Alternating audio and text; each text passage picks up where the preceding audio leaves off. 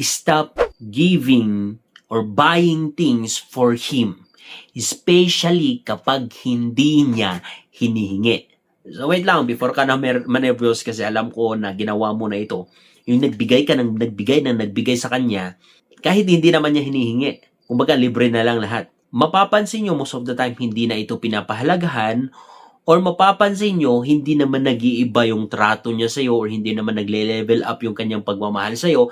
And most of the time pa, naghahanap yan ng iba kapag palagi mong binibigay kung anumang mga bagay, like for example, sapatos, cellphone, damit, or anuman yung palagi mong binibigay sa kanya na kahit hindi niya pinapahalagahan. Bakit very dangerous ito? Like I said, ang masculinity ng isang lalaki is that natitrigger lang ito kapag nagproproduce ka ng feminine energy. And kapag ikaw yung palaging nagbibigay sa kanya, it means ginagawa mo na yung part niya mismo.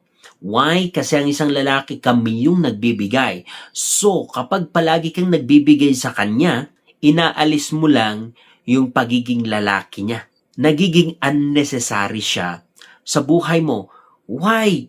Kasi hindi niya nagagawa kung ano yung pagka-design niya na dapat kaming mga lalaki or siya yung nagbibigay sa'yo.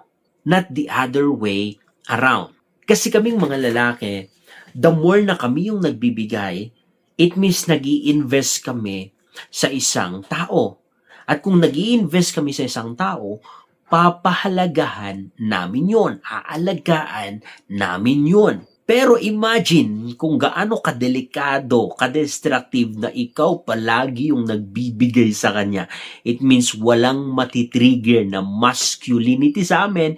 It means magiging common ka, mai-spoiled siya, hindi kanya papahalagahan. Why? Hindi naman siya nag-invest. Wala naman siyang naibigay. Palagi ko itong sinasabi sa inyo. Your role or your feminine energy is that you are the one who's receiving it. And after you receive, you reproduce, you multiply, and then you give back to him. Like for example, sa loob ng tahanan, kapag nagbigay siya ng pera sa'yo, of course, yung pera na yan, hindi mo yun ibabalik sa kanya. Kundi bibili ka ng food, magluluto ka, at saka mo ipapakain sa kanya. At saka siya makukontento, masisiyahan, and then gagawin niya ulit yun. Bakit? Meron siya ding nare-receive sa'yo na reward or meron siyang nare-receive na pleasure from you. So, ganun yon. Ganun kasimple yung sistema ng masculine at saka feminine. It is you